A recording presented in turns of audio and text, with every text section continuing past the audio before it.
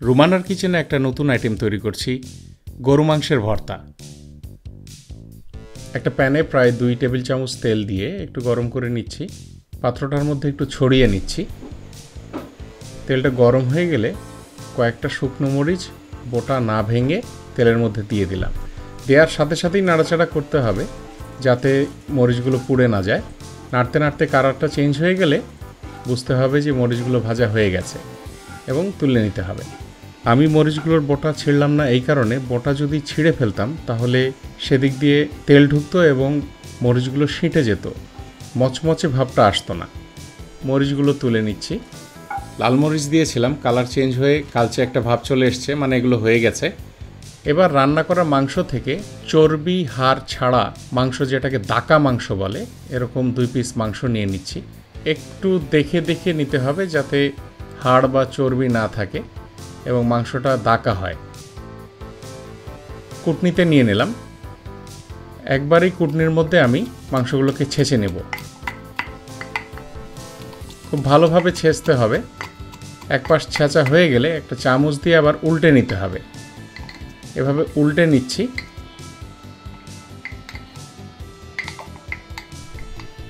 উল্টে নিয়ে আবার অপর পাশ থেকেও ছেঁচা দিতে হবে। এভাবে খুব সুন্দর ছেঁচা হয়ে গেছে, একদম মিহি হয়ে গেছে। কারো যদি কুটনি না থাকে তাহলে একই কাজটা আপনারা শিল পাটার মধ্যেও করতে পারেন। পাটার উপরে মাংসগুলো রেখে শিল দিয়ে বাড়ি দিয়ে এভাবে ছেঁচে নিতে পারেন। এবার 5টি ভাজা শুকনো মরিচের বোটা ছিঁড়ে একটা প্লেটে নিয়ে নিচ্ছি। 1 চা চামচ লবণ দিয়ে দিলাম। এবার খুব ভালোভাবে এগুলোকে ডলতে হবে, খুবই ভালোভাবে ডলতে হবে যাতে লবণ এবং শুকনো মরিচ একদম মিহি হয়ে যায়। তো ভর্তার জন্য মরিচ ভাজার বেস্ট উপায় হচ্ছে বোটা না ছিঁড়ে মরিচটাকে তেলে ভাজা। আপনারা আবার তেল অ্যাভয়েড করতে চাইলে এই মরিচগুলোকে একটা কাঠির মধ্যে ফুঁড়ে নিয়ে আগুনে পুড়ে নিতে পারেন। খুব সাবধানে কাজটা করতে হবে, যারা দক্ষ তারাই পারেন, যাতে মরিচটা একেবারে জ্বলে না যায়, আবার পোড়া পোড়া ভাবটাও আসে। হয়ে গেছে একদম মিহি। 4টা পেঁয়াজ এভাবে কুচি করে নিয়েছি, লবণ মরিচের উপরে দিয়ে দিলাম। এবার 2 চা চামচ সরিষার তেল দিয়ে দিচ্ছি। সরিষার তেলটা একটু বেশি লাগবে কারণ এখানে আবার মাংস যাবে। এবার খুব ভালোভাবে লবণ মরিচের সাথে পেঁয়াজগুলোকে মাখতে হবে।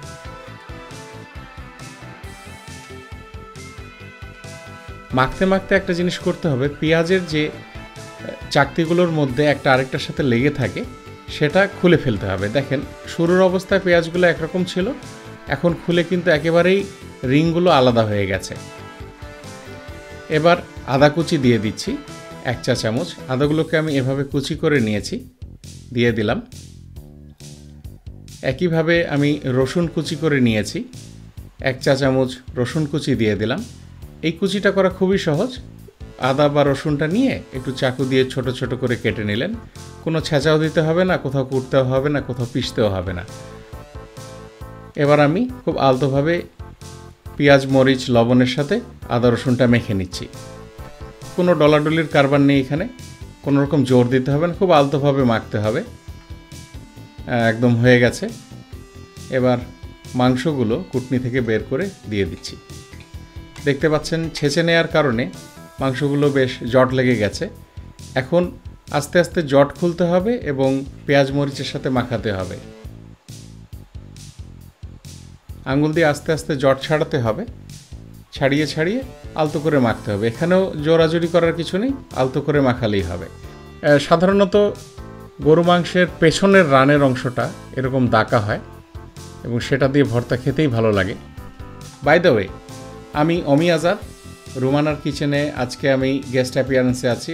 অফকোর্স আমি রুমানার হাজব্যান্ড। আমার এই রেসিপিটাও আজকে আমি ডেডিকেট করছি আমার ব্যাচেলার ভাইদের জন্য। মেখে নিচ্ছি খুব ভালোভাবে।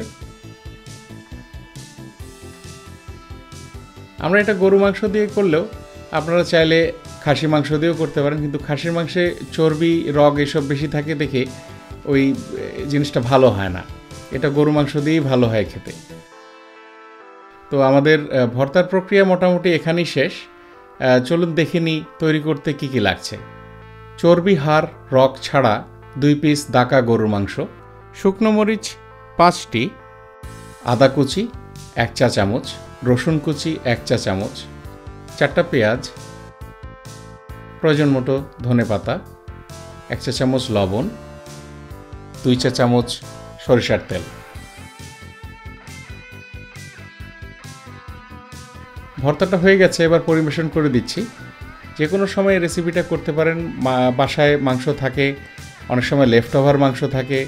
এটা খাওয়ার মধ্যে একটা বৈচিত্র্য আনার জন্য এরকম একটা ভর্তা করে খেয়ে দেখবেন, অবশ্যই ভালো লাগবে। ফ্লেভারের জন্য বা সুন্দর একটা লুক আসার জন্য কয়েকটা ধনেপাতা এভাবে কুচি করে নিয়ে উপর দিয়ে ছিটিয়ে দিচ্ছি। আমার বিশ্বাস আপনারা তৈরি করবেন। কেমন হলো জানাবেন।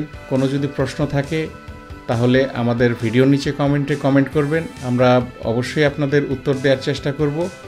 আর আমাদের ভিডিও ভালো লাগলে অবশ্যই একটা থামস আপ দেবেন এবং আমাদের সাথে থাকতে আমাদের চ্যানেল সাবস্ক্রাইব করে রাখবেন আশা করছি। ভালো থাকবেন সবাই, আমাদের জন্য দোয়া করবেন। ধন্যবাদ।